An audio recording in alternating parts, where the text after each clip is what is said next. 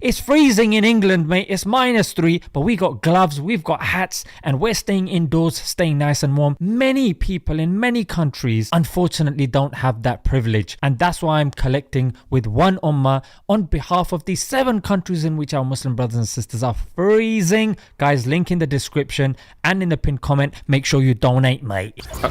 Jannah. When it's cold outside. Assalamu alaikum, guys, and welcome to another episode of Smile to Jannah. Alcohol, sharab, daru, pint of piss, whatever you want to call it, mate. This has been one of the centers of conversation when it comes to the Qatar FIFA World Cup 2022. And it hasn't ceased yet. We know initially that Qatar banned alcohol in its stadiums. They haven't been the only ones to do so. Other countries like France and I think it's Spain and the likes have also done so. However, Qatar was highlighted because a lot of people say because they chose to do it predicated on Islam, and that just is not acceptable, mate. If it's liberalism, that's fine because, I mean, that's the religion of the West. As long as it's liberalism, you can even bomb the living daylights out of another country. You can brainwash little boys to convince them that they're actually girls and girls that they're actually boys. You can even convince people that, yo, your parents, when they become old, chuck them in an old people's home, mate, because you gotta live life. YOLO and that. But anyway, the alcohol thing that I want to discuss is the trophy that you get at the end of the match. Yeah, it's called the Player of the Match trophy and it's presented by Budweiser, and you can see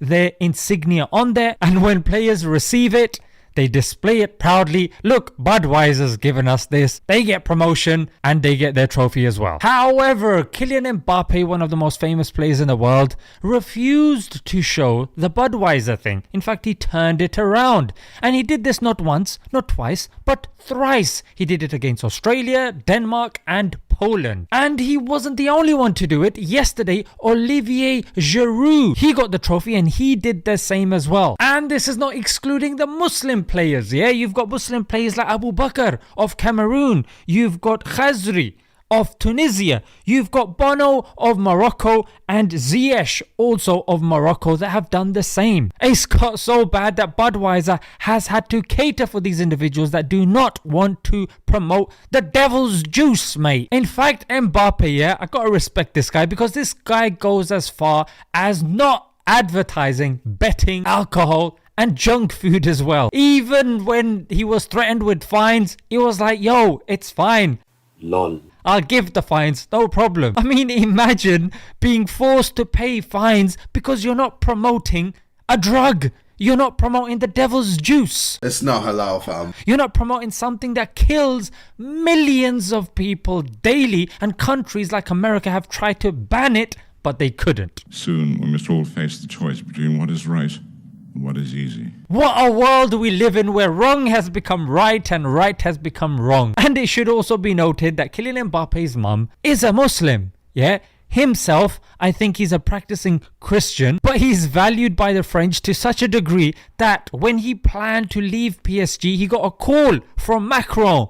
No, not the dessert, but the PM of France. Yes, the hijab banner. Yes, the Islamophobe. He called him up and said, yeah, I don't want you to leave, mate. The country needs you. Well, there you have it, guys. Muslims and non-Muslims distancing themselves from alcohol. And alcohol is that very same beverage that even Islam distances itself from. So those of you that haven't looked into Islam, look into Islam.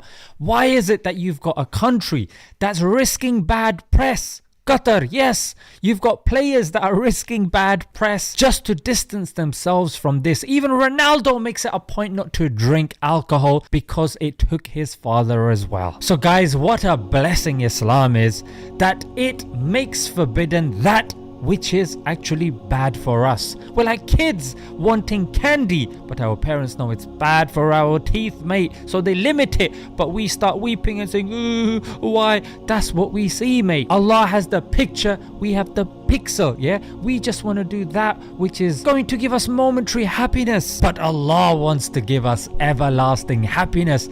That's why He's given us boundaries, mate. You want to know more about these boundaries? Read the Quran. That's right. That's the book, that's the manual He sent for this machine, mate, so we know how it functions. Let's leave it there, guys. Until next time, Assalamu alaikum.